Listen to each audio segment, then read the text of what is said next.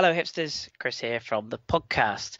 Just hitting you up with a bit of information on our sponsors. We are very happy to say this season we are backed for the season by Chris and his team at 4elementswebdesign.co.uk.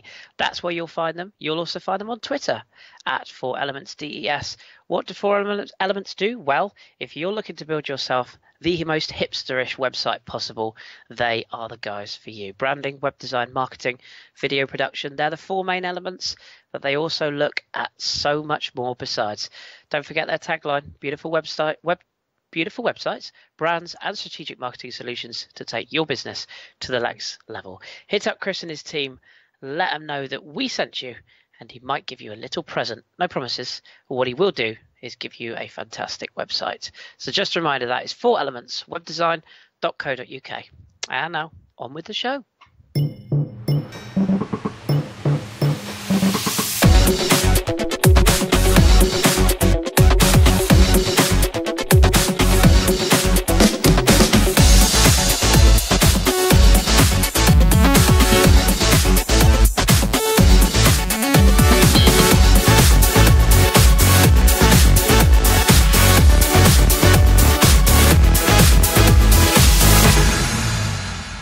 Hello and welcome to the ever so slightly delayed Football Hipsters podcast. I am your host, Chris, as I usually am, and apologies from the outset. Yes, we are coming to you a little bit late, just a day late this time. As you know, life comes first these days. It's difficult for us to get a regular Monday slot each and every week, so apologies for that. But hopefully you haven't all been starved of audio. Hopefully you've had something to chew over.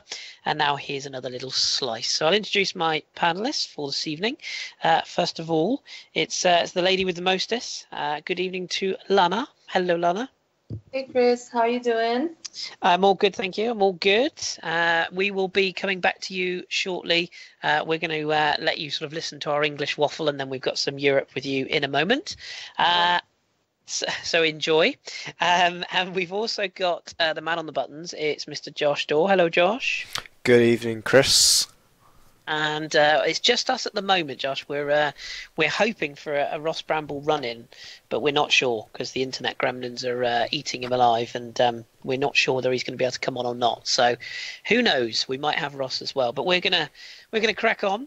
Slightly different show this week. We're conscious that we've been dragging on for a bit recently, so we're going to try and keep it short, sharp and punchy this week. So we're going to start at home and then go abroad. Josh, we'll start at home then in England. We're recording on the evening of Tuesday, so we've had midweek fixtures, which we will touch on maybe in a bit, but we're going to kind of recycle our minds to the weekend in the Premier League. We're just going to touch very briefly on West Ham and Leicester, which was the Friday night game. Ended 1-1. David Moyes' home debut. Czech Kouyaté equaliser from a Mark Albrighton opener from Leicester. Just sort of briefly on this one. Atmosphere, a lot better for West Ham, has to be said. Credit to their fans. And overall, positive start for David Moyes as he heads into the massive game with Everton tomorrow. Yeah, absolutely. It was surprising. I think that's probably the most vibrant I've seen the stadium since they've moved there, really. Fantastic atmosphere from them, and I think the result also helped as well. I think the fans have kind of put past the fact that they've got David Moyes in charge and just thought it's a case of, getting on with it now and moving on. So yeah, fantastic result for them, but it is a crunch game against Everton, who, if the result of that could be both teams losing, I'd put my house on it. Yeah, because that's the kind of form that they're both in at the moment. We'd probably make quite a significant sum of money as well, wouldn't we, from that? We'll touch on Everton next. We'll kind of jump around a little bit from the weekend because Everton played on Sunday. In Ross's absence for the time being, we'll kind of save the Southampton element, although we have to say pat on the back for them because having waited so many weeks for goals, I know Ross was worried about this one last week, but he needn't worry because a 4-1 win for Southampton, Dusan Tadic, 2 for Charlie Austin and Stephen Davis, cancelling out a wonderful Gylfi Sigurdsson equaliser at the time. Everton is the subject, though, and that's what we want to quickly cover. David Unsworth got a 5-1 humiliation at home against Atalanta in midweek. Then there's this 4-1 game here. Even he came out after the game and said, look, if it's not going to be me, then fair dues, but we need to get this sorted out. Time of recording suggests that Everton have gone back in for Sam Allardyce. Bit of a step back, given the fact they were talking about some quite big names until recently. Or is this really what needs to be done now, given the fact Everton are sliding and sliding and sliding? Yeah, it's one of those that it's been nearly 6 weeks since they've fired Ronald Koeman. And it's come to the point of, you would have assumed they'd have had someone lined up by now and got them in. But I think it's coming to the point now that it's become such a dire situation that the managers that they didn't really want to get in, those kind of atypical safe pair of hands. You're looking at the likes of Pardew's, your Allardyce's, Polis is now available as well. Those are the kind of managers that are now looking palpable for the situation that Everton have got themselves into by not getting a manager in sooner. I think there are a couple of other options that have become available on the market that would allow for a more expansive type of football. I'd have a look at, I think, a spoiler for the Italian section, but Montella is now available from AC Milan. I think for the job that he did at Fiorentina and the style of play and the players he had available to him, that team at the time didn't really have a lot of pace in it and looks very much like this Everton team. You can see that's the complete opposite of a team that Marco Silva looks to build. We've seen him have only a short period of time in England with Hull and Watford, but you've seen that the first thing on his list is getting pace into a squad, and without having a transfer window near to him from when Koeman was sacked, you could see why he would go, well, I'm not really going to be able to achieve anything with this squad for at least 2.5 months, and then he's got to be backed in the transfer window, or hope that someone like Yannick Bolasie comes back to really help. But it's getting dire now. You say 9 goals conceded in the last 2 games, and they seem completely in disarray. They can't even get the back four organised. It was a point for the 3rd or 4th goal, where the ball comes in. It would be the 3rd goal from Ryan Bertrand down the left, who was, given the freedom of that wing in the second half. I think just looking at that defensive line, I'm not sure if you saw it, Chris, with the coverage that they had. It was 6 of them in a complete diagonal. The last defender must have been at least 20 yards deeper than the only Southampton player on the ball, and just played everybody on side. It's an awful piece of defending, and that's coming from the training ground. So I think now David Unsworth has seen that he's out of his depth to a point, and considered that they do need someone in who needs to defensively get them sorted from front to back, because otherwise I'd be still calling for a more expansive coach. Even someone like AVB, you could see that would be someone that a foreign owner would look to try and take another gamble on, because he didn't do too badly at Spurs, as much as it pains me to say. And a club like Everton could attract a manager like that to help prove himself again, because he's certainly got the credentials to do so. Yeah, there's a lot of talk of Paulo Fonseca as well, isn't there? At he was managing in Shakhtar, isn't it? Shakhtar Donetsk, and there's talk of him was on the list as well. The weirdest thing is I can't understand why the managers they're looking to employ, they're all completely different. There doesn't seem to be any sort of chemistry in what they're looking to employ. But the system runs and runs for Everton, and we shall see whether it's a good system or a bad one. From a Southampton perspective, though, I'm going to cross all my fingers here and hope that this is working. But I think we might have somebody on the line now who might be able to give us some happy noises. Ross, are you there? I'd like to think so. Oh, he's there. Brilliant news. Ross, we saved it just in time for you. We were just talking about Everton's demise. Your thoughts on Everton, and obviously if you want a couple of minutes to praise your boys, feel free. Well, my thoughts on Everton they are a horror show, and I'd use a different word to horror, but I don't think I'm allowed to on this podcast. They looked all over the place. I think we played them at a good time because we desperately needed a win. Our only wins so far this season have been West Brom, Crystal Palace, and West Ham, who are arguably the only three teams in the league that have done worse than Everton so far. So I was looking at it and I was hopeful, if not a bit sceptical, because also they got thrashed by Atalanta in midweek and they're going to want some kind of reaction. I was quite surprised by how little they gave in way of reaction. I think that speaks to perhaps Unsworth's lack of experience in this particular situation. So I was surprised and quite disappointed by Everton, but at the same time, Southampton benefited from that greatly. You could see in our performance there was something different. There was a bit more endeavour. Brian Bertrand has come out in midweek and said that Pellegrino has spoken to the players individually and collectively, and they've worked on a few little tweaks here and there. And apparently they were implemented in the Everton game, and they all came off. I would like to see us perform like that against Bournemouth on the weekend to really judge it, because I know Everton were a poor quality opposition on the weekend. But in between Everton and Bournemouth, we have Manchester City, which will probably be tonight if you're listening to this on a Wednesday. And I'm a little sceptical about that game. I have a funny feeling we are going to get absolutely thrashed. And if we do, then I'm worried that it could be a knock-on.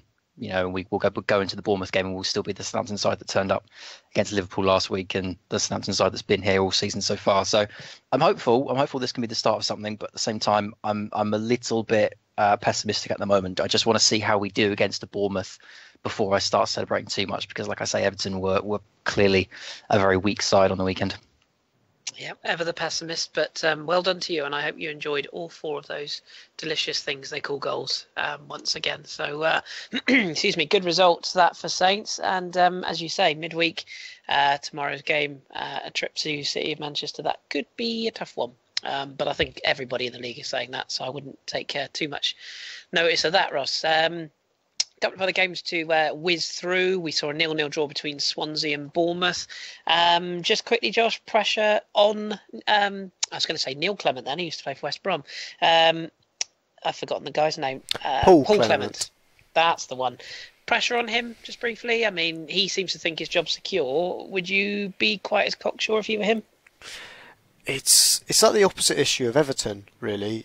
Defensively, they're absolutely stable with Swansea. They just cannot score a goal, and the fact that they've brought back Wilfred Boney, who can't seem to push out Tammy Abraham, and I really fear for them against Chelsea, who they play tomorrow, because Abraham's not available for that game at all.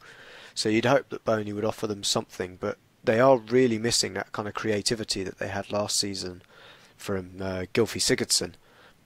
So I do worry for them from that point of view, that they're just not scoring goals. So I do hope Clement is given enough time to see himself to the January transfer window, where he can at least try and go out and buy some more creativity to really help that, and probably another striker to complement Abraham, because I don't think Boney has really come back with the kind of hunger that he had when he first entered the league. Because I think at that point he was using Swansea as the stepping stone to his big move that he eventually got to Manchester City.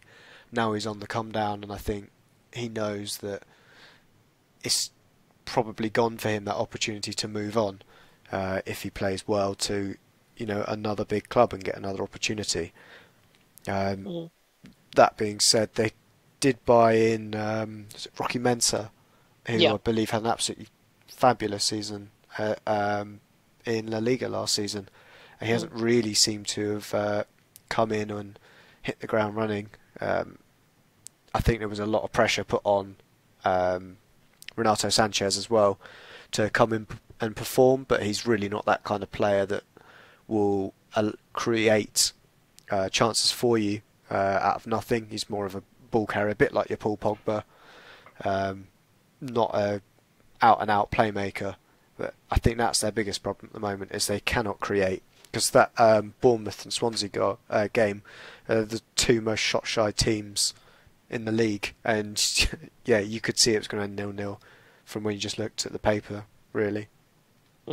Yeah, agreed. And I think it's a case of with people like Renato Sanchez, I think he would have thrived in the old Swansea setup under sort of Brendan Rodgers, or under, I'm trying to think who the other one was, previous manager, but Michael Laudrup. yeah, that's the one. Of course, it is Michael Laudrup. Yeah, but unfortunately, in this situation, doesn't appear to be working in the new regime. But that's Swansea Bournemouth.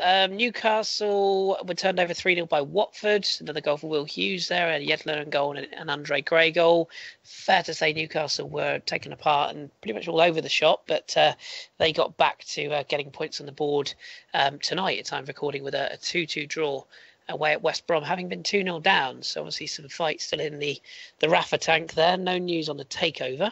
Manchester United beating Brighton 1-0. Probably the most notable thing to come out of this was that Lukaku was not punished for a kick out on Bong, I think it was, late in the game, which probably could have been.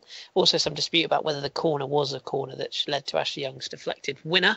But nevertheless, I think it's fair to say Brighton made a good showing, good account of themselves on the day. We also saw Spurs draw with West Brom. Just on this one, Ross, we've seen tonight, again, time recording, Spurs have lost to Leicester City tonight by 2-1. Vardy and Mahrez with a Kane reply. 2 defeats and a draw from the last 3 now for Spurs.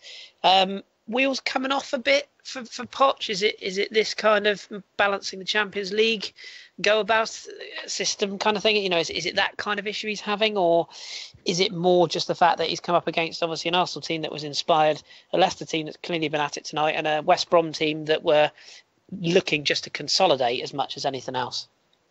Well, I haven't seen them, but I'm told that the 2 goals that Leicester scored tonight were absolute blinders. So if those kinds of goals are going in, there's not a lot you can do about them. I would suggest it's a bad patch of form. I would suggest that it has been exacerbated by the Champions League excursions.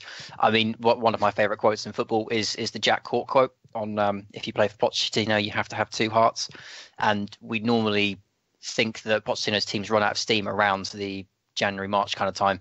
Now, this season, obviously, I'm not going to start pinning it on fatigue just yet, but if you take into account travel and the Champions League, then maybe you're seeing some of it now. It's concerning if that is the case, and it is just fatigue.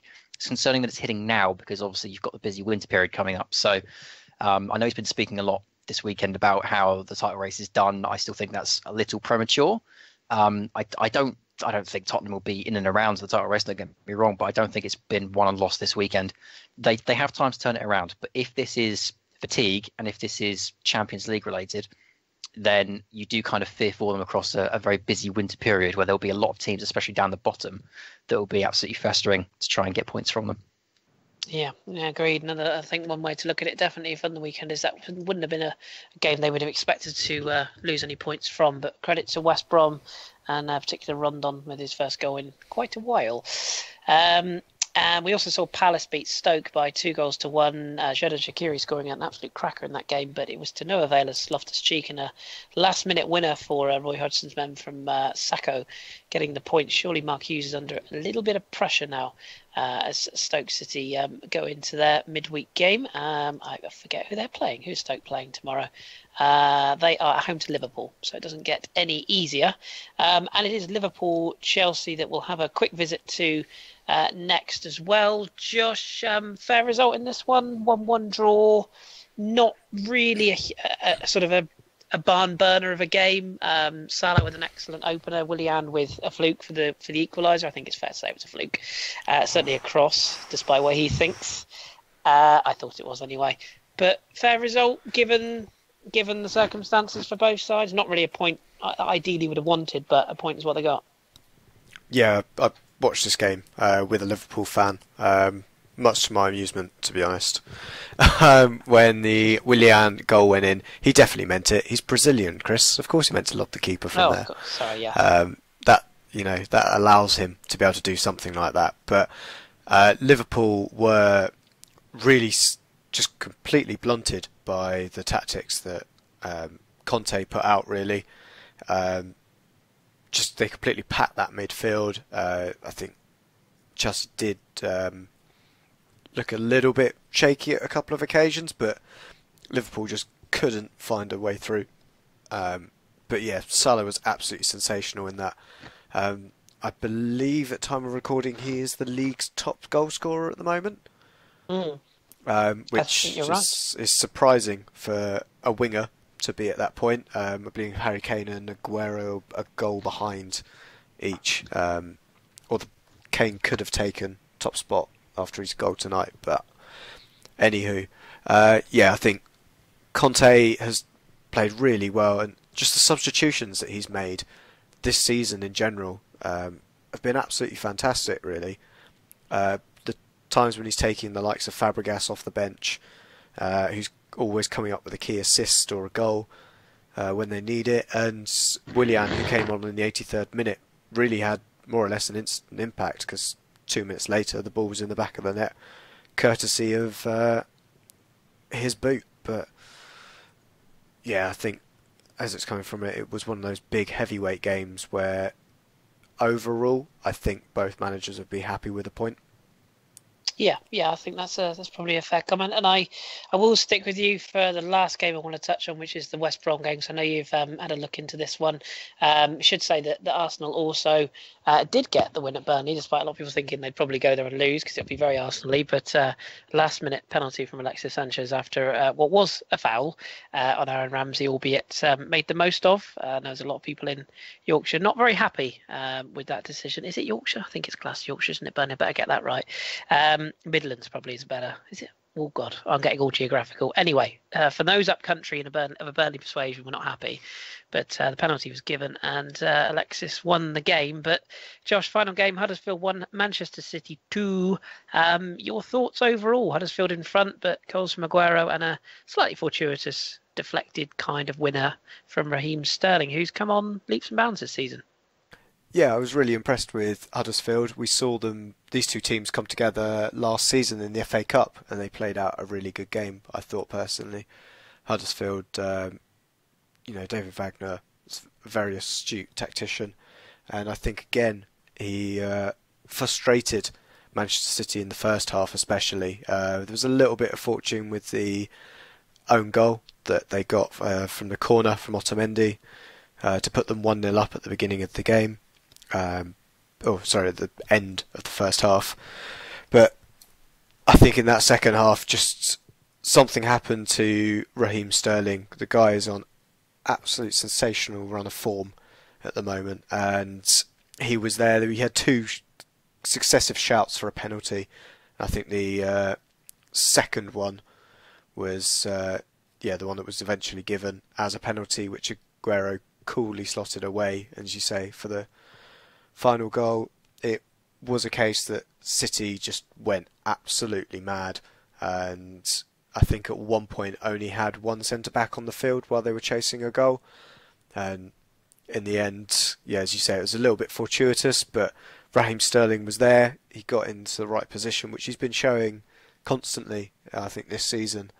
I think he's involved in the most goals for City in the league, with the likes of, De Bruyne, Jesus and Aguero in that team. To see Raheem Sterling having the season he's having is great to see, because I thought Pep would be the manager that could get the absolute best out of him, and we saw that, I think, in this game. And there's I know I shared round to and probably retweeted the difference in Raheem Sterling's performances this season from a nice sort of stats radar laid on top of each other, and the difference is just absolutely huge. And fair play to the guy, because he's had his host of critics, but my God, is he silencing them at the moment. Yeah, anybody who can keep Bernardo Silva out of a side is doing a good job, and fair play to him. Sane impresses me every time I see him as well. And you're absolutely right, City with one defender on, centre-back anyway, chasing that game. It doesn't seem like anyone can stop them right now. I think that Manchester derby is what's looming large on a lot of people's calendars, but we shall see. That was the weekend that was in the Premier League as far as games go. As I say, we've got midweek fixtures going on as well as the 3 results tonight. We mentioned West Brom Newcastle, mentioned the game between Spurs and Leicester. We also saw a 4-2 win for Manchester United over Watford this evening. A couple of goals there for Ashley Young, of all people. And also a 0-0 draw between Brighton and Crystal Palace. Of course, big rivalry there. Tomorrow sees Bournemouth face Burnley, Arsenal, Huddersfield, Chelsea, Swansea, Everton, West Ham, Man City, Southampton and Stoke versus Liverpool. Whereas next weekend, probably the pick of the fixtures will be the Arsenal-Manchester United game on the Saturday evening, I should say. So one to look out for there, as well as a kind of a South Coast derby, Bournemouth-Southampton on the Sunday. It's not a derby. Sorry, I just said that to wind you up. As far as the table goes, very briefly, you probably know all this by now, listener, but Manchester City still top. United are sitting second with Chelsea, Arsenal and Spurs in that top 5 position, or in the top 5 positions. Spurs' defeat obviously tonight opens the door for Arsenal to extend their lead to 4 points if they win tomorrow. Down at the bottom, Crystal Palace with their point tonight, 9 points, as do have Swansea, West Ham 10, Everton, West Brom and Stoke looking over their shoulder up to 15th. Bit of breaking news before we go into the EFL. Breaking news, Ross, that a certain character from the past is on his way back, it seems.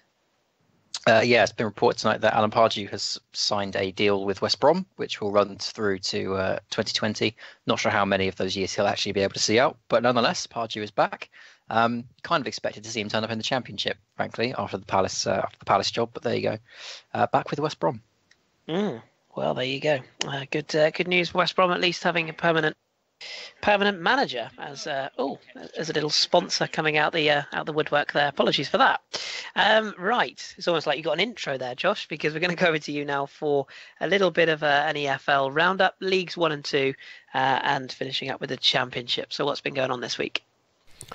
Yeah, thanks, Chris. We'll start with Leeds United. I think the game at the weekend, big talking point from there, was actually a helpful fan at the Leeds end. The Leeds goalkeeper was having a bit of trouble with the sunlight. Couldn't really judge the flight of the balls and things like that. So a helpful fan lent him his hat for the rest of the game, which he duly obliged. The fan, although looked quite happy, was also a little bit annoyed because I think he couldn't see the rest of the game, to be honest. But at the end he was given the keeper's shirt. But yeah, that was in the Yorkshire derby where they came out 2-0 winners against Barnsley. Move on to one of the most exciting games, I think, QPR Brentford.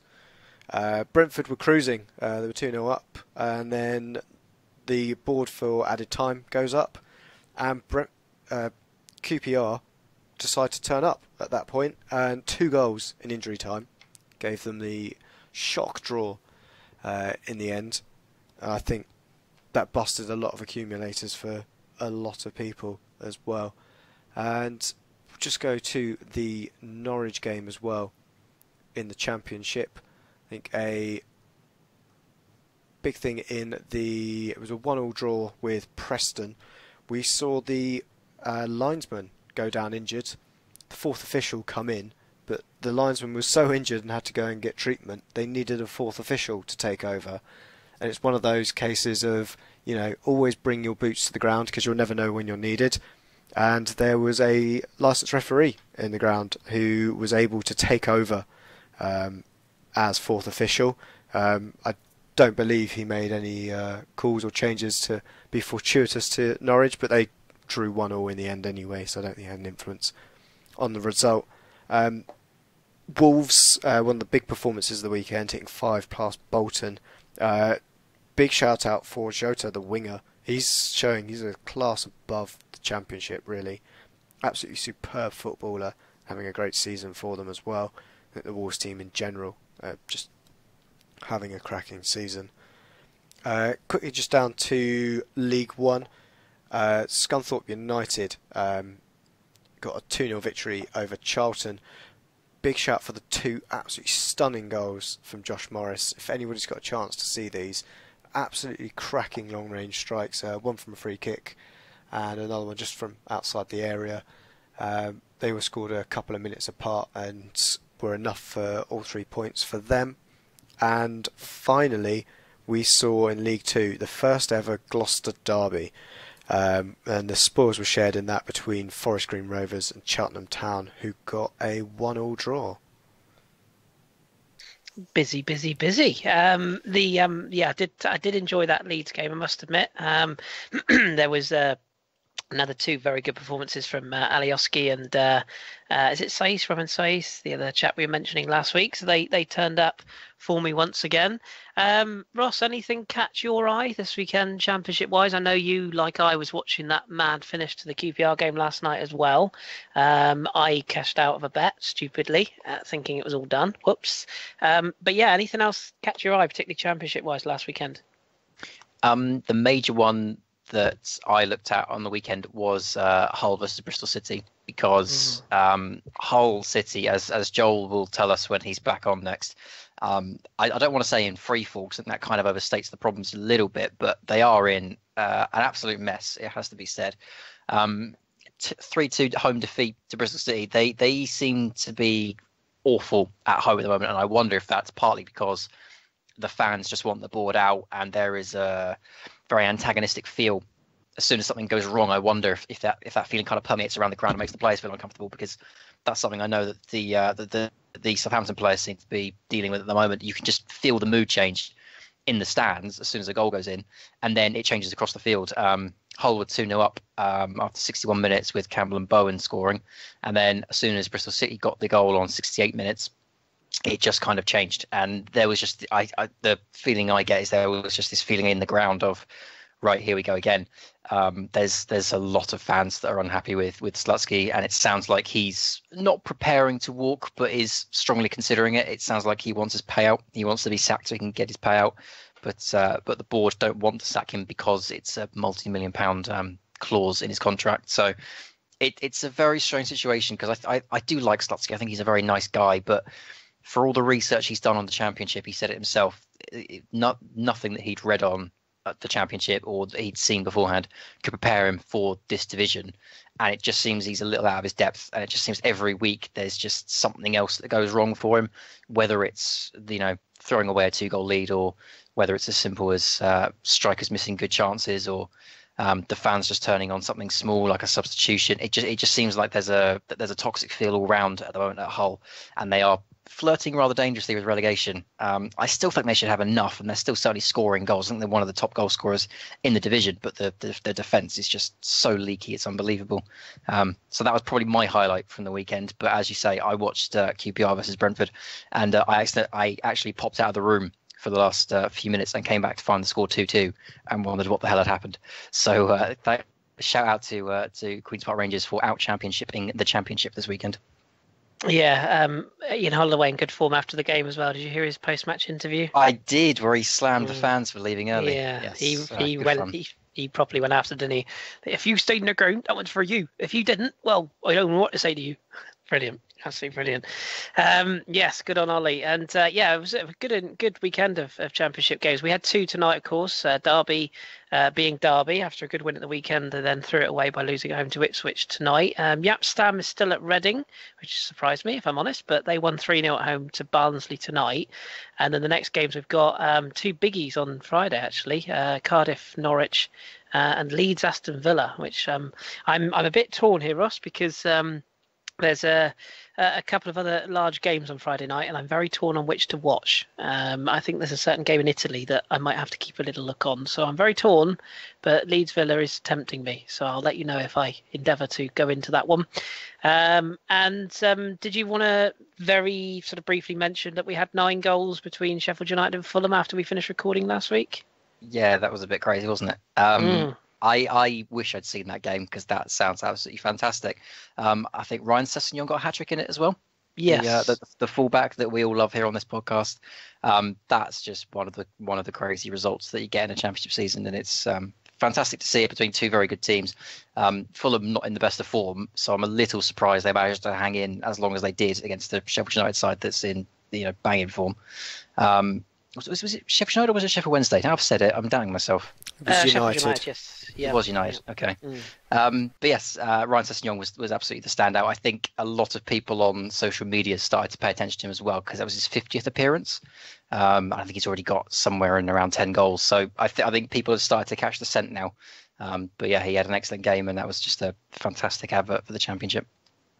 Absolutely, yep. And very, very good weekend of action, and more to come this week, I'm sure. As far as the league table goes, we've got Wolves at the top with Cardiff, Sheffield United, Aston Villa, and surprisingly, Bristol City chasing them down to 5th, Derby 6th.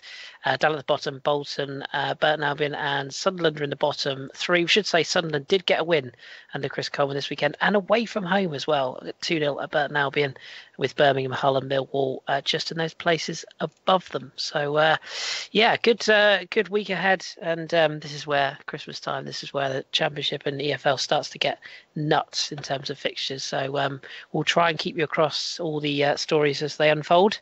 And I'm sure Joel will have some thoughts on Leonard Slutsky next time he's back on as well, if he's still in a job or not, as the case may be. Good stuff. Anything else, Josh, that we haven't covered on Leagues 1 or 2? Are you happy to move on? I am happy to move on.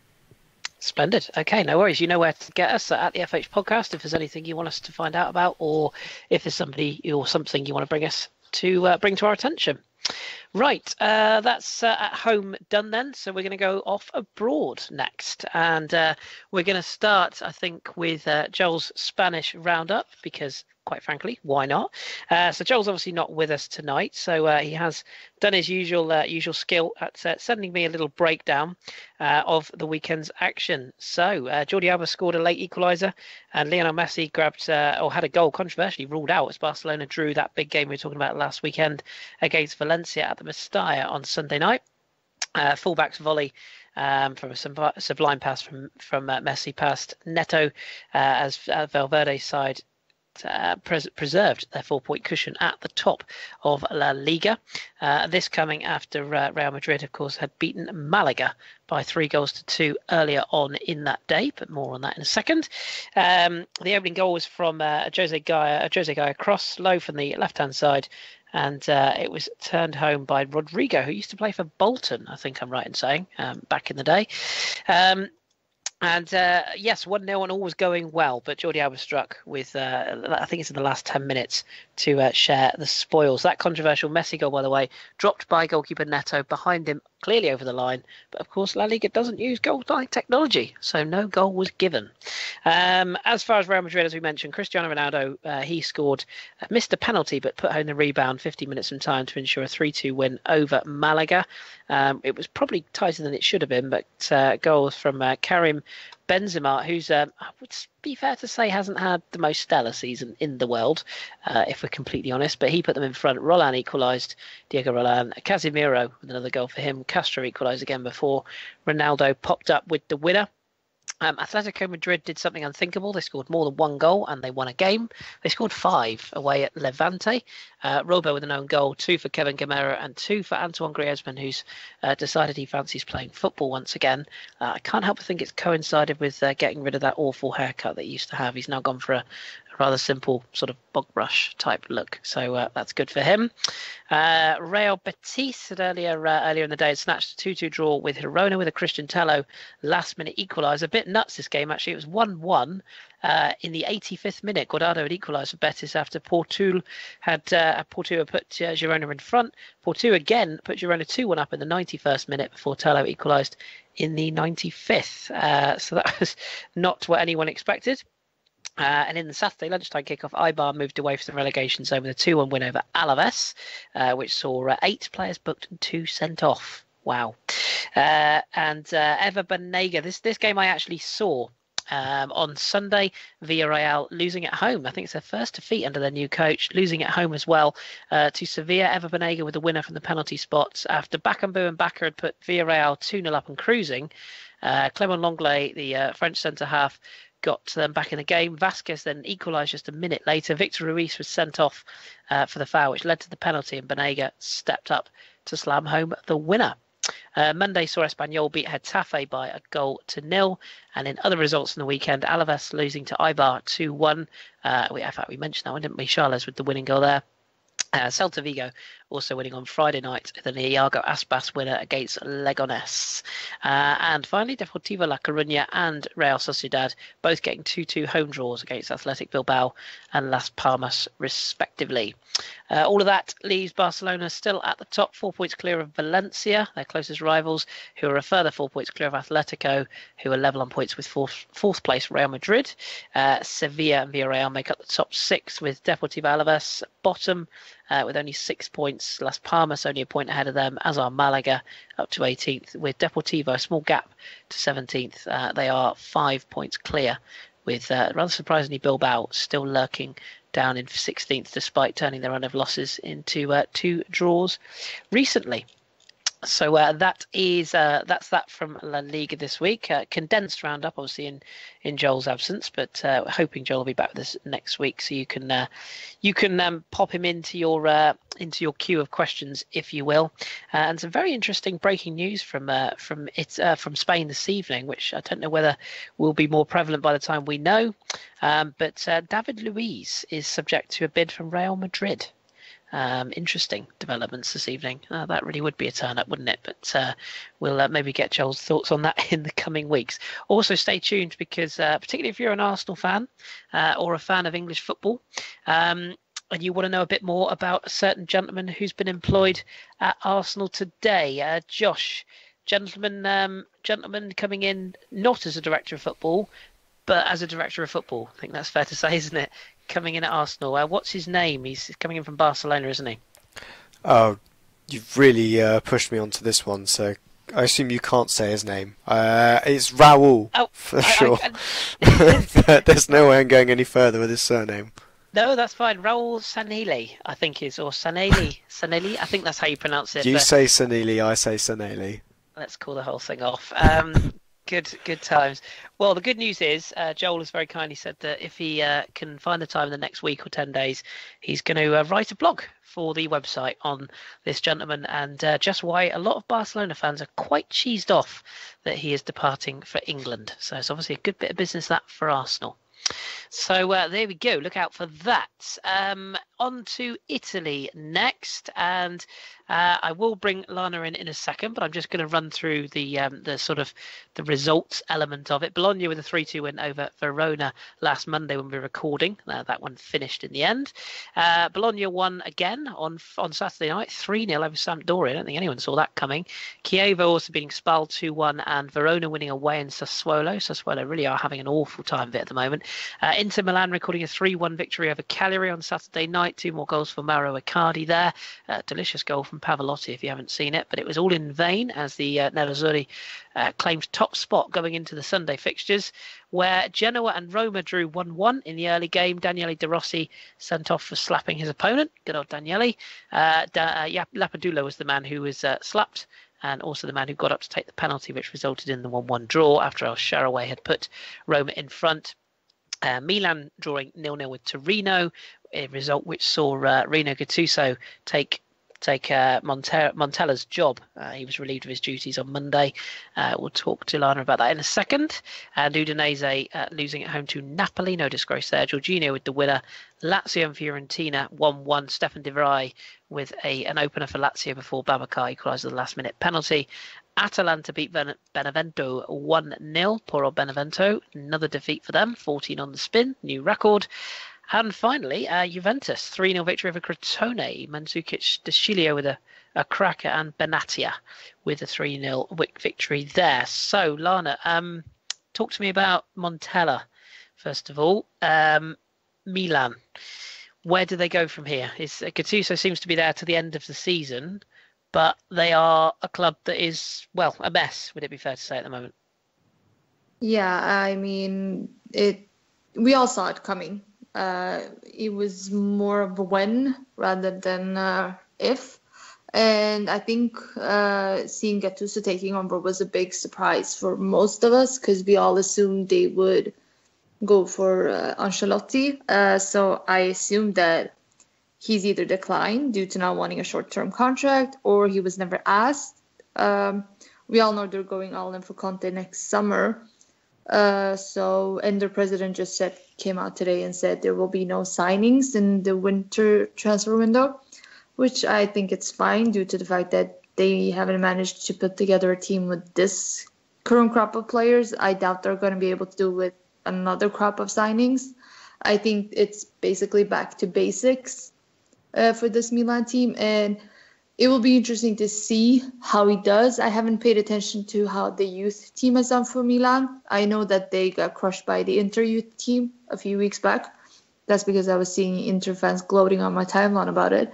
But, they have a few big games coming up now. And I think that regardless of what kind of team they meet up, they just have to treat every meeting as a final, because they are so far behind, and any chance of getting Europa spot is tough, seeing how the other teams are doing ahead of them. And yeah, I don't know, they're playing Benevento now on Sunday. So I think Benevento's feeling pretty lucky, considering, how Milan's been playing. And we'll see how it goes forward. I haven't, don't really care about them after Bonucci went to them, so I just wish misery upon them. But I was just thinking to myself, you wanted a new challenge, Bonucci, here it is, enjoy relegation zone. Yeah, it's not there at all. Not quite that bad yet, but going that way fast, it's fair to say. And the other thing I wanted to touch on in Italy at this point is, I said Juve winning by 3-0, obviously a team close to your heart. There's a very big game looming on Friday for the old lady as they go away to the San Paoli Stadium in Napoli. Just your thoughts heading into that on Friday night. Is it must win for Juve? Is it must not lose? And do you expect it to be a cagey affair or sort of all guns blazing between the two? It will be a very feisty game. Higuain is 50-50 to whether he's going to even be fit for the game due to, I don't know what happened with his hand. But, going away to Napoli is always a big game. It's always difficult. But I think this is basically our Champions League final. And seeing how our recent Champions League finals has gone, I'm not really that hopeful. But if we don't win this game, I mean, nothing is acceptable if we don't win. If we don't win, it's over. Title is gone. Because Napoli has really, really shown this season that they're in it for the long haul. We've always joked about how Napoli choke after 3 months. But, yeah, they've had some hiccups in the Champions League and not always perform. But they're so good this season. And it's genuinely coming to that point where I'm like, we might not win it. We're not going to go 7th year. We're going to ruin Buffon's last season. Yeah, I suppose that is always the worry, isn't it? And I think that is the big game of the Serie A calendar this weekend. I think a lot of Italian eyes and eyes from around the world will be glued on that one to see just how that game goes. The last team I wanted to just to pick up on, I know they're probably not a side you watch a lot of, if at all. But I can't help but notice the fall of Sassuolo this season. 1 win in the last 5. They're currently down in 16th place. Obviously losing it again at the weekend, as we said, to Hellas Verona at home as well. What do you sort of put that issue down to at SAS? Because they were always a good fighting team. Players like Berardi were always sort of decent on the radar of other teams. They've lost a few players, albeit. But what do you think has gone so badly wrong for them this season? I think maybe, as you said, losing players, which we've seen with Monaco, which we'll touch upon later. But I think that some teams are able to, adapt to the fact that they're losing players due to the fact that, they have the experience of losing big profiling names and going on to buying in some new players. But I think a club like Sassuolo maybe didn't have, couldn't keep up with the fact that they lost players and keeping up the same performance as they did from last season, which is a shame because they were really good last season. It was a joy to watch them play. but I don't know, this season I haven't paid much attention to them. But I've seen that they haven't exactly won many games, lost, as you said, 1-5, which is a shame. So hopefully they can, try to go on a winning spree, but I doubt it. So we remain to see. Speaking of big games, Sampdoria Lazio is also a big game this weekend. It's two in-four teams doing really well.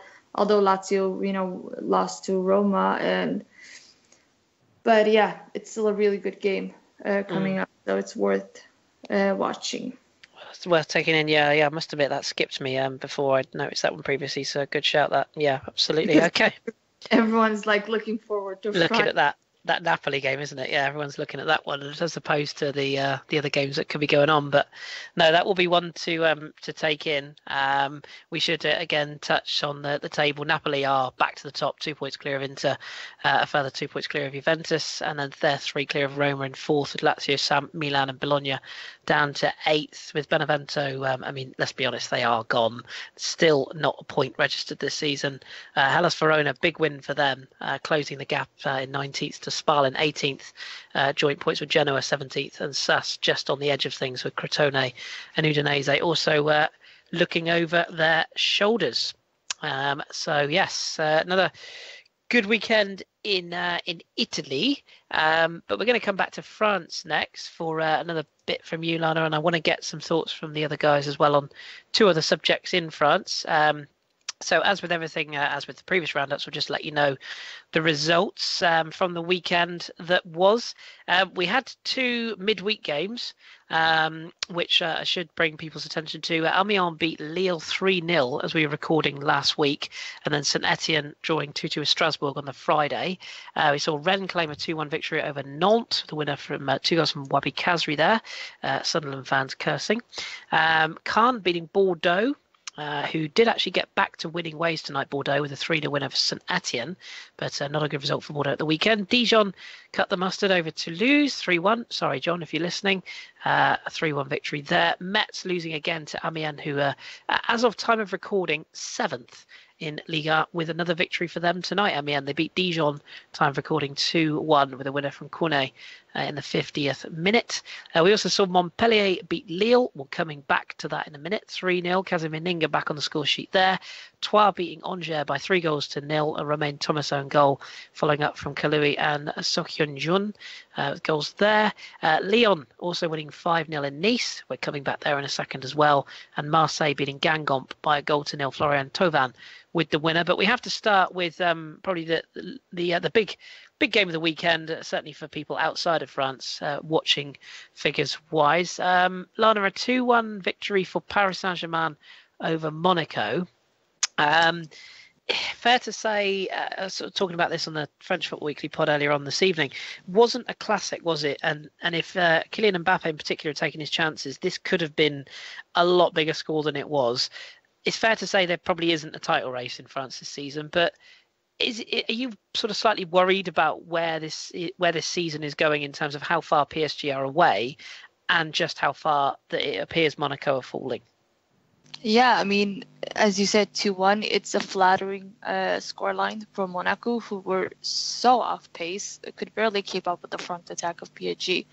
And the only reason the scoreline showed that was due to the fact that Mbappe was so poor at the other end. He did score in the end, just for the wrong team. I think Thiago Silva made a joke after the game that Mbappe thought he was still playing for Monaco the way he was missing his chances, because he should have had a hat-trick by halftime. But yeah, it's a worry. As we talked about earlier, yes, team lose players, but they did also, buy good signings.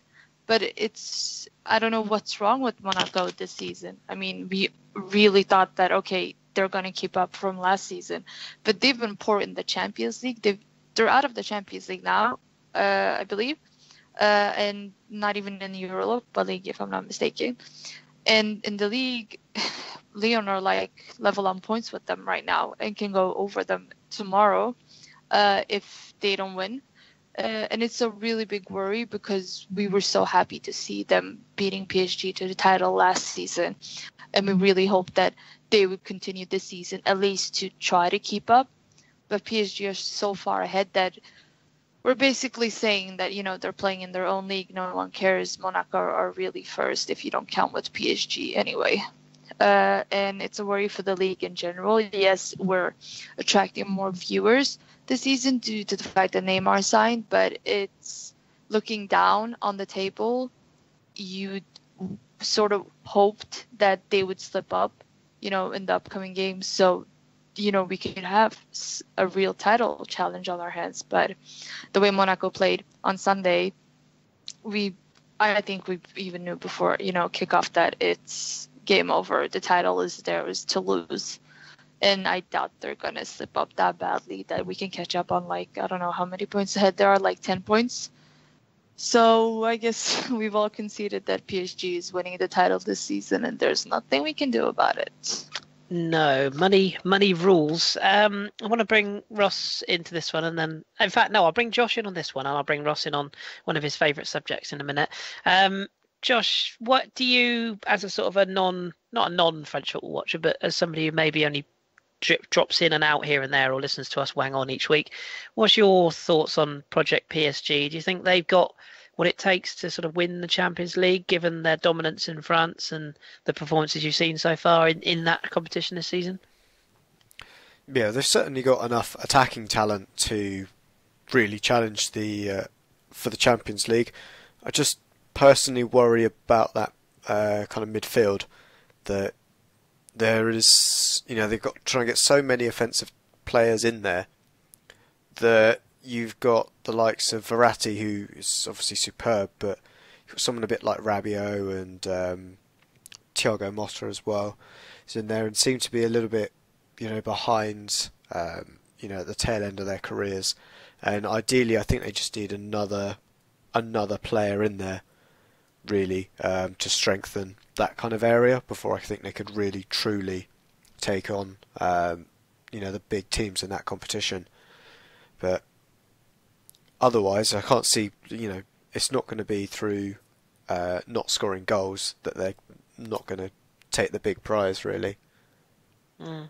Yeah, I'm inclined to agree. I think it's a difficult one, whether you're for or against the project that's going on there. It's certainly something that's going on regardless. It can't be ignored, and they are one of the favourites for the Champions League. I do agree with you. I think they're maybe one or two signings away from being the completed article yet, but we shall see. But we have to, before we let Lana wax lyrical about Lyon, Ross, we have to talk about our good friend Bielsa again. I say again because we seem to talk about this gentleman week after week, but after Oscar Garcia walked out of St Etienne 2 weeks ago, we've now seeing some pressure being heaped on Lucien Favre at Nice, who we'll come on to in a second. But all the while that was been going on, last week while we were off air, Marcelo was suspended. Rumour has it he flew back to Chile to be with a terminally ill family member, which you can sort of say that's understandable, but he did so without permission, or indeed without sort of clarification from his club he could go. He was pictured watching his team lose 3-0 to Montpellier on a laptop in a coffee shop in France.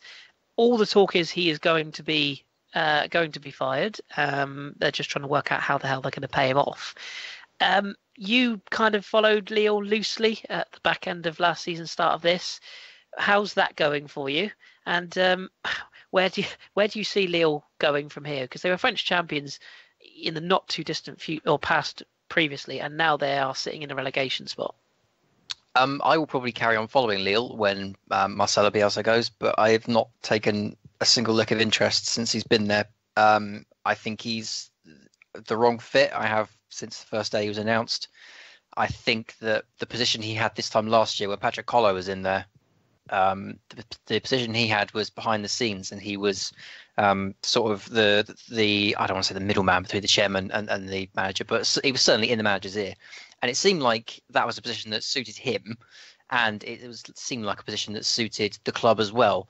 I think because of the chairman's friendship with him, this kind of position, which I had a sinking feeling they would end up in, and it would go wrong. I think this kind of position is exacerbated all the more by the chairman not really wanting to pull the trigger, but knowing that he kind of has to. This story of him travelling back to Chile, it seems to me like it's the excuse that the chairman needed to try and push him out. I from the minute it was announced, I didn't think it was going to end well, and I think a lot of people, especially Lazio fans and some of the other teams that have seen some of the worst of Bielsa, I think they all kind of looked at it and thought, well, good luck, Lille. As for where they go next, it depends entirely on who they get. I still think Ronald Koeman is a decent shout for Lille. I think it'd be a good fit for both parties. I know Lana just mentioned the AVB has been linked to the Lille job. There are good managers out there that could take this Lille side on, especially with the project they've got in mind where they want to keep the squad under about the age of 25 on average. They've got the money to bring in these kinds of players. I know Al Ghazi is a very good player. The name of the midfielder who they've loaned out this season has completely escaped me, but he looked absolutely fantastic. Xhaka. He looked fantastic when I saw him earlier in the season, or earlier in the year, I should say. If they can get him back in, they've got a squad there that can do a lot better than they are doing. But I just don't think Bielsa is cut out for it anymore. I think the generation of not just footballers, but the generation of people that he's now working with, I just don't think mesh well with his style. And it sounds like he wants to completely revamp the squad and bring in a whole new, 22 that will play his way. And it's just not feasible. It's just not feasible because if it goes wrong in January, then you've committed £100 million to a new squad and it might not turn out, the way you've wanted. So I've always had a soft spot for Lille. They were the first French news story I ever came across when they won the league. So I've always had a soft spot for them, and I'll probably go on following them when he goes. But for now, they've just been so poor all season long, and this just feels like the excuse the chairman needs now to finally get rid of him. Yeah, it does seem like that will end in tears, and not in a good way in any way, shape, or form. I don't think anything ends well when it ends in tears, but still, we shall keep across the story if and when it happens. But that's Lille done with for the week. Our weekly Bielsa roundup. Final game we want to touch on, Lana, before we trot off to Germany is, of course, your beloved OL, who got that 5-0 victory over Lucien Favre's Nice. Of course. You can feel free to blow the Lyon trumpet a little, but I also want to get your thoughts on Lucien Favre and where his career could be heading, because with a certain manager under pressure in Borussia Dortmund and Favre being linked with Dortmund back in the summer, is that a move that could now come to pass? Because it's not good at Nice, is it? No, it's not. They got destroyed by Lyon, and I actually went into the game thinking, okay, Lyon struggled with that Fekir against Montpellier. They're not going to win this game. I thought, okay, maybe it will be a 2-1 victory to Nice, but I didn't expect Lyon to be this good. And they absolutely destroyed Nice 5-0. And it was shocking to see. And I was like, who is this team? And where have they been all season? Because Depay was sensational. I don't know what's happened to him, but the last 6 weeks, he has been incredible. I mean, yes, he got a lot of abuse when he signed on, because this was like the replacement for Lacazette. We all knew it. And he started off okay, then poorly, then it went like south. And then now it's like he's a reborn, found Jesus and, praying to God. And God is guiding him the way forward to success. And, he scored at the weekend twice.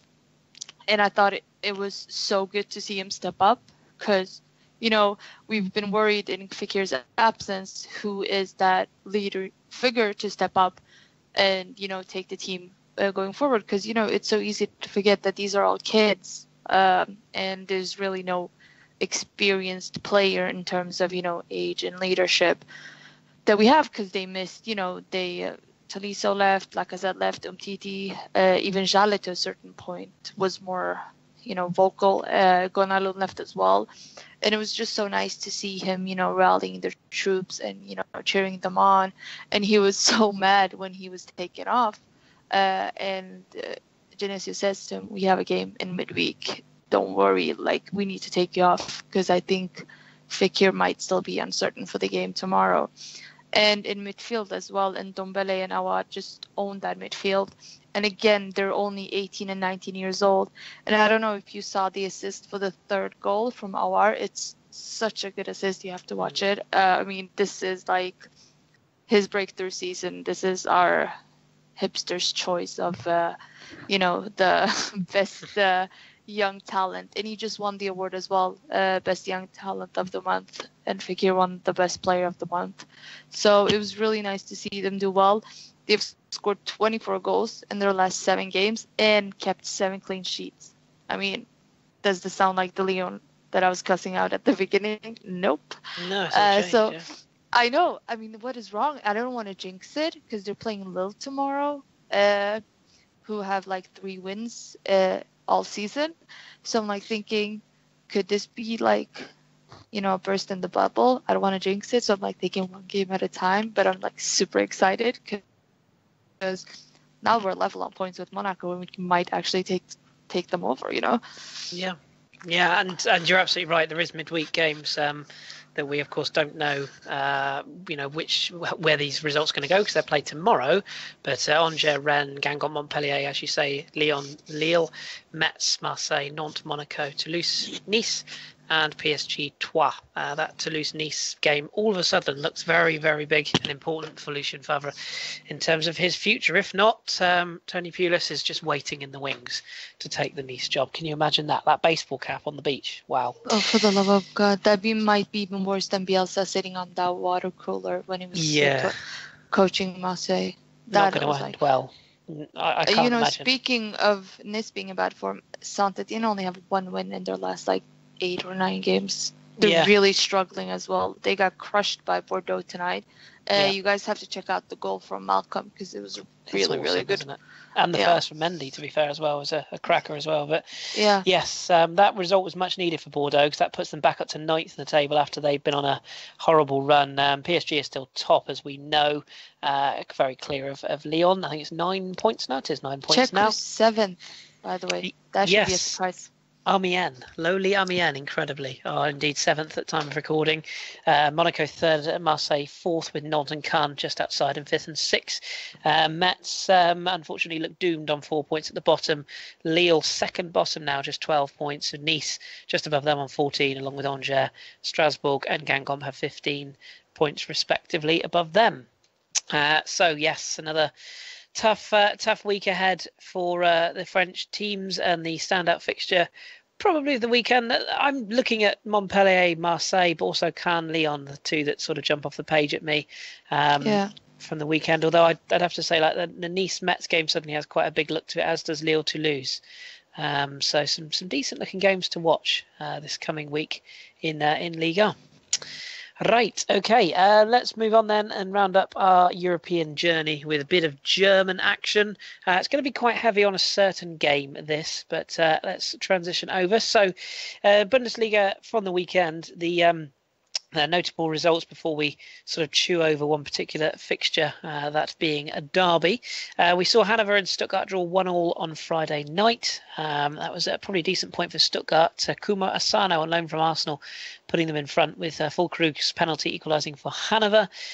We saw Leipzig defeat Bremen 2-0, and the goal for Naby Keita in that one. Freiburg also getting a much-needed victory over Mainz. A last-minute winner from Kath, despite Bergrin getting one back for Mainz. It wasn't enough, and Freiburg take the points. The Mighty Eagles lost at home to Leverkusen, Frankfurt that is. Leverkusen's winner from Kevin Bollen. Who else? Augsburg beating Wolfsburg by 2-1. Finn Bogerson with the winner there. We'll come back to the Bayern game in a moment, but Hamburg also beating Hoffenheim, rather surprisingly, 3-0 on Sunday. I don't think many people saw that coming. A goal from Kostic in amongst those scorers, and Hertha BSC winning on Sunday as well, 2-0, 2 Werder Ibisevic goals against lowly Cologne, who still sit bottom of the Bundesliga on 2 points. They're having an awful time. But let's talk the big derby of the weekend. This is the Rhine derby between Borussia Dortmund and Schalke. Joshua Ross, did you see this game at all? Did you see the result of this game, either of you two? I saw the goals on Twitter. Well, I will come to you then. 4-0 up and cruising Dortmund. They tweeted a rather Arsenal-esque picture of Ömer Toprak, who's a good friend of Mesut Ozil's, sipping tea at half-time. with a reference to last week's tweet that went mental, and 4-0 up and cruising, and then it all went a little bit Arsenal-Newcastle, didn't it? Schalke getting back into it through Bergstaller and Harit, lovely goal from Harit actually, before Pierre-Emerick Aubameyang summed up a thoroughly bad month for him personally.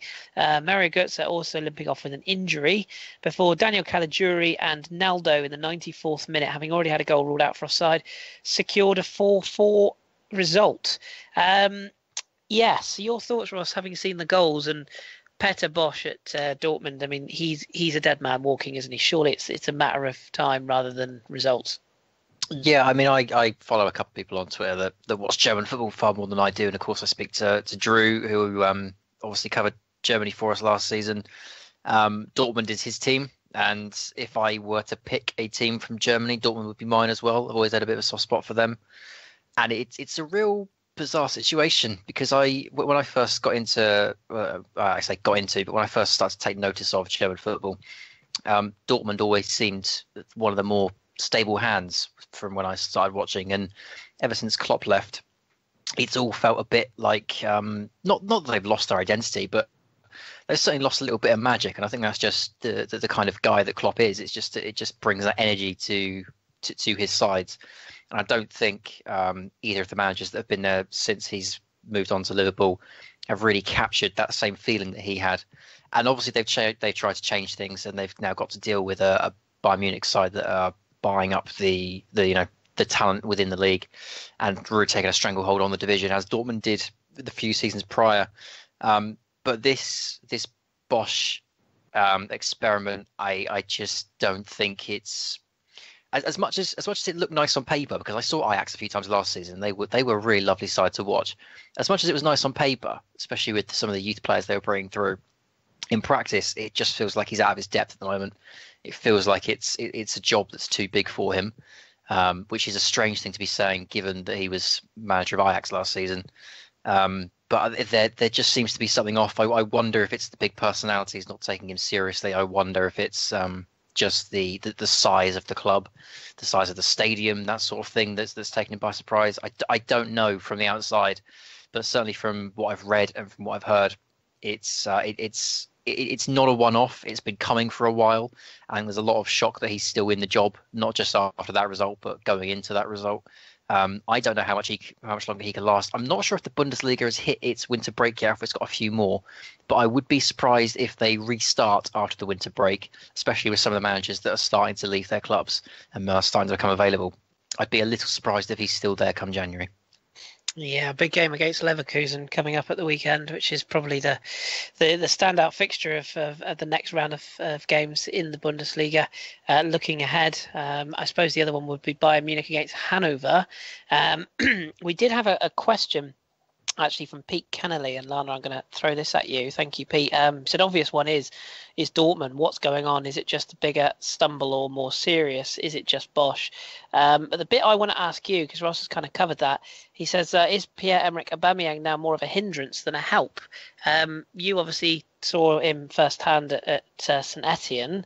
He is known for being one who likes his fancy clothes and diamond-studded boots and all that goes on off the pitch. And there's a lot of talk that that's what's affecting him this season at Dortmund. I think he was thrown out of training recently and missed a game because he had a camera crew following around without permission.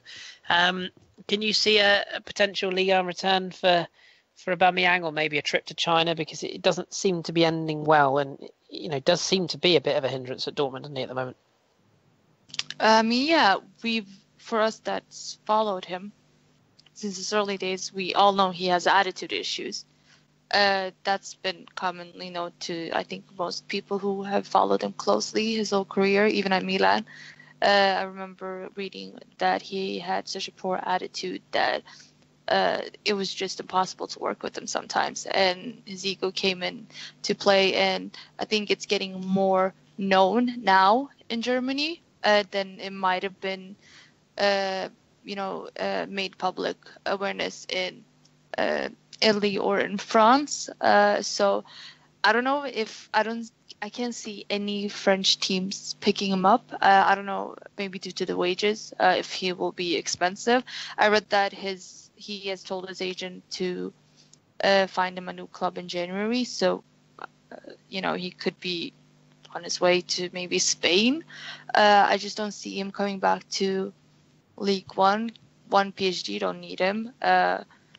Lyon don't need him. Maybe Monaco will take a chance on him. Marseille could use a new striker. But it's difficult to see where he would come if he would come back to League One. I think if he did, maybe he would come back to Saint-Etienne. I don't see any English teams wanting to put up a bid for him due to the fact that he's cup tied as well. So it just depends on who would want to deal with his attitude and if you'd want such a character in your team. I know now more than ever managers want players that get along well.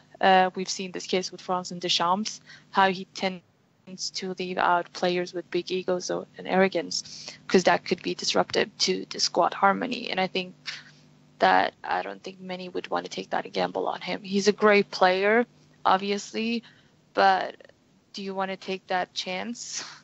So it depends who would want to take that gamble. I don't know, maybe he could go to Italy, but I just don't see any teams wanting to take that gamble or needing him now. Milan's the obvious one. But they're not going to take a chance on him. I doubt it. And they're not doing any winter signings as well. I don't think they can even afford it.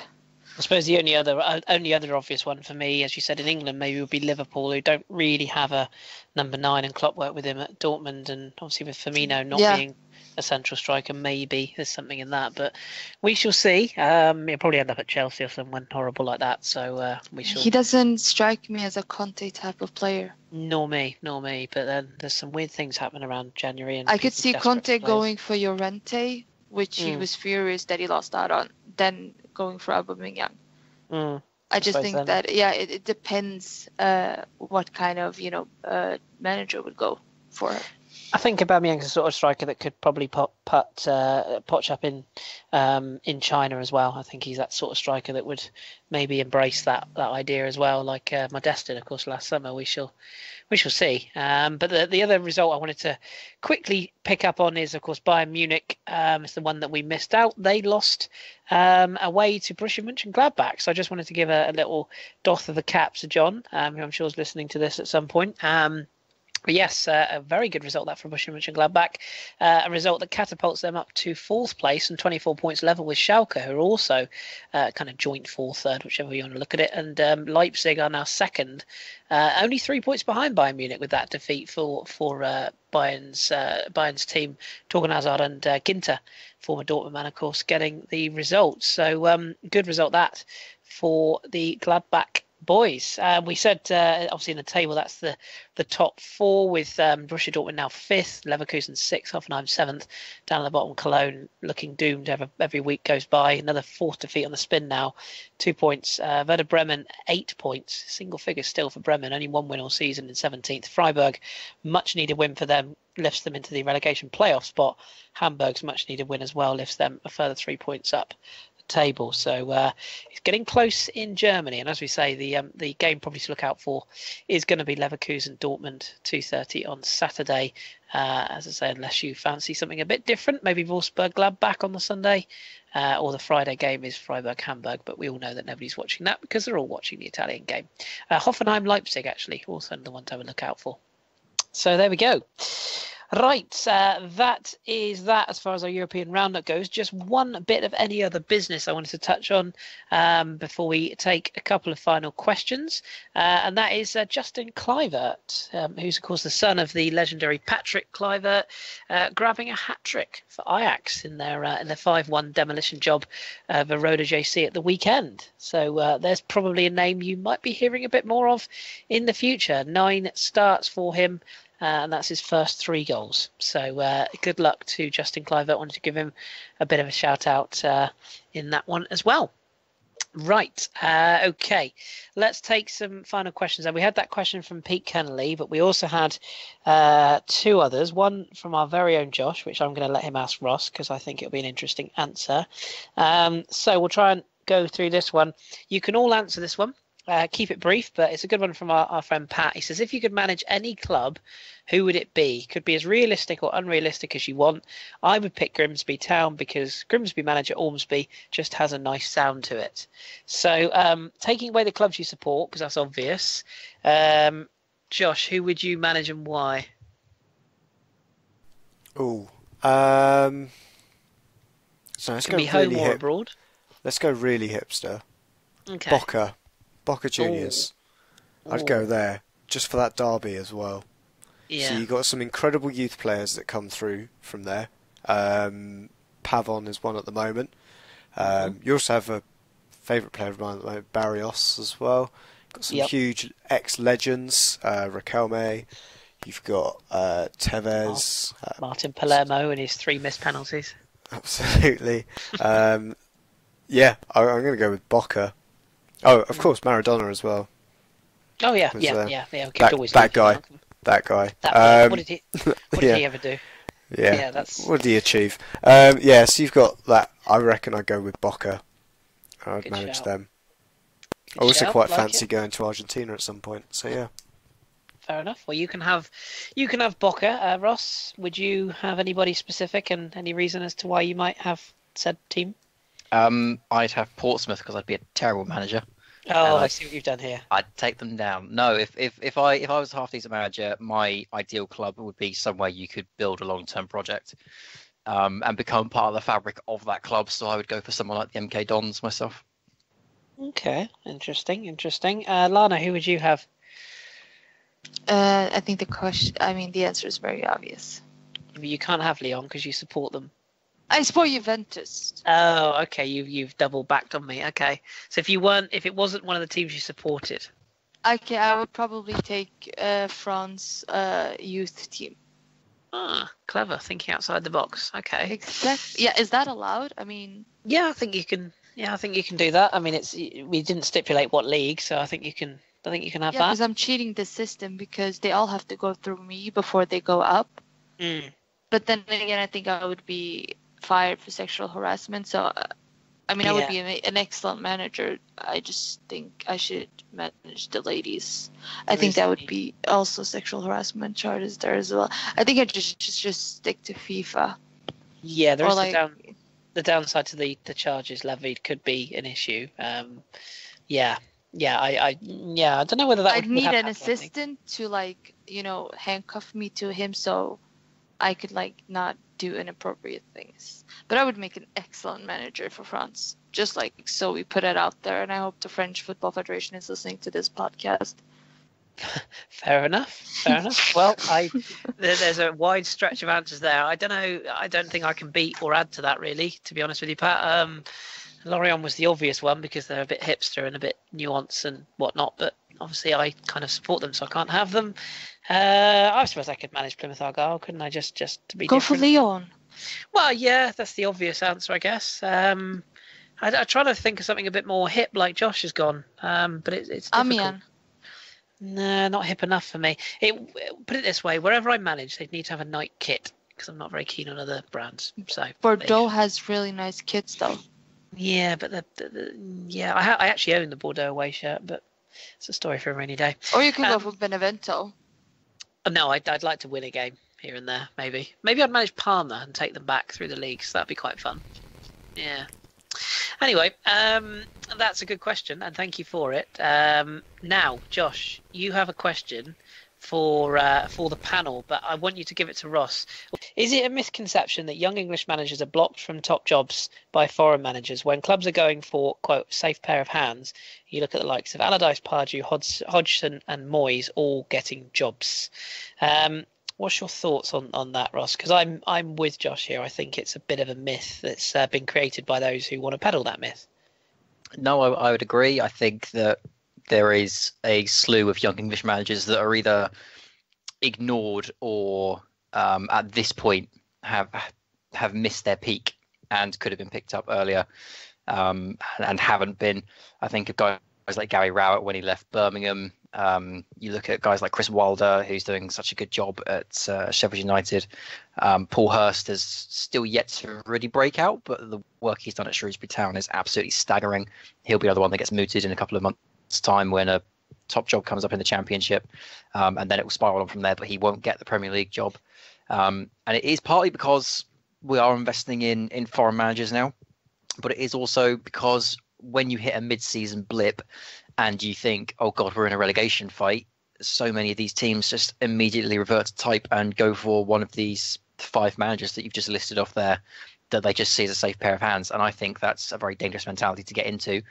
I think it's something that weakens our division. It is that we don't experiment enough with the kinds of managers that we bring in. We don't give these guys a chance. I mean, we all remember the reception that Marco Silva got, especially from the Sky Sports News Soccer Saturday panel when he first moved to the Premier League at Hull City.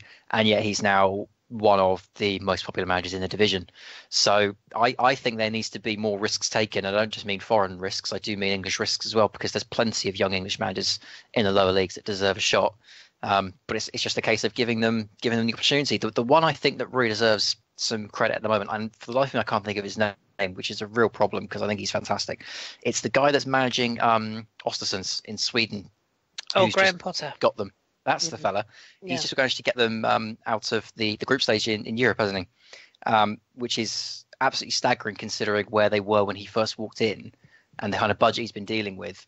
But because it's Sweden and he's so far away, he barely gets any media attention and he's not being remembered and not being called out by the press when some of these jobs come up. There's plenty of good young English managers that are learning the trade in the same style that the foreign managers are. You know, the nouveau riche foreign managers like your Marco Silvas. There's plenty of English managers that are learning those kinds of tactics and those kinds of styles, but they're just not being given the opportunity. So I do completely agree. There is a huge problem at the moment with the Premier League of not being able to filter through some of the best managerial talent that's in the lower leagues. They have to earn their way in, and to do that they often need a hell of a lot of money. And I look at guys like David Wagner, who probably wouldn't have got a shot in the Premier League until Huddersfield Town got his chance there, has taken it and is now linked to nearly every job that comes up. So there's definitely talent around, but the kind of clubs like Everton and like West Ham that lose a manager mid-season, I understand the importance of staying in the Premier League, but you just kind of wish that one of these guys would take a proper risk and invest in them long term, unlike the kind of risks that Swansea took last season with Bob Bradley, where they gave him about 5 games and decided he wasn't good enough. It'd just be nice to see a club take on one of these managers and say, you know what, we're going to stick with you for the long term, even though that flies in the face of everything we know about the Premier League at the moment.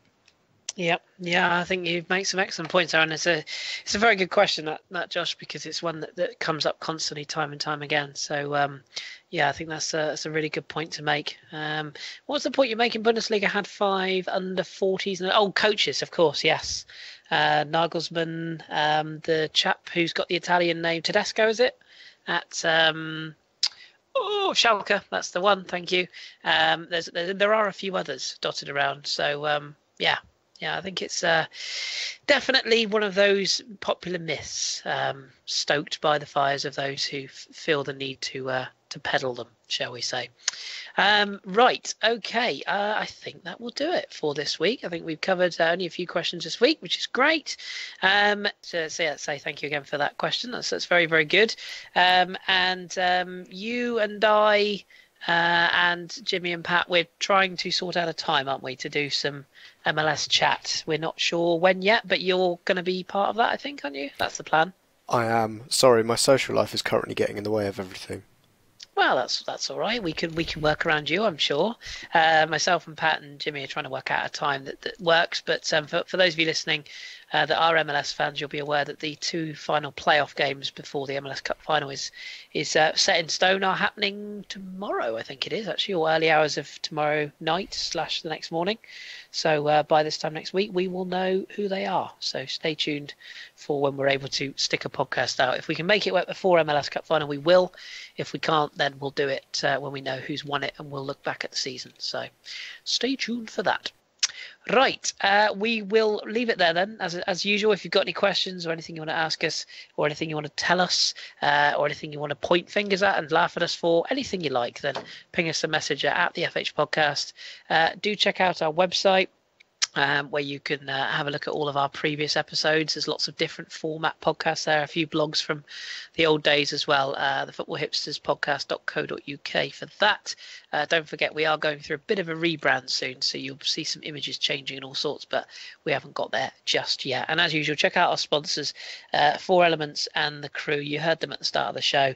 Soon to become simply Elements. So stay tuned for that rebrand. And don't forget to get in touch with Chris and the team if there's anything that you want help with on your websites. So I just going to have to say thank you to my team. So thank you, Lana, for stepping in straight after work as usual. You're welcome. Thanks for having me. Pleasure. And thank you to Ross for surviving the internet gremlins once again. Pleasure as ever. And thank you to Josh for pushing all the buttons and asking some excellent questions as usual. That's all right, Chris. I'll just leave you with the 6 managers that are all under 40 that are in the Bundesliga. You have Hans Wolf at Stuttgart, he's 36. We have the Schalke manager, Chizeko. The Mainz manager, Sandro Schwartz, is 39. Nagelsmann at Hoffenheim. Werder Bremen manager, Kofeld, who's 35. And the Augsburg manager, Manuel Baum, Wow. at 38. The youth of today are coming fast. They are coming. Are they single? Probably some of them. I don't know. That's a good place to end the podcast, if ever there was one. We would just say thank you for listening as usual. Find us in all the usual places. SoundCloud, iTunes, our website, and I think we're on a few other bits and bobs and places as well. So look out for us. Keep that feedback coming. We appreciate it. Thanks for listening. Keep your beard strong and your glasses trendy. And we will speak to you next week.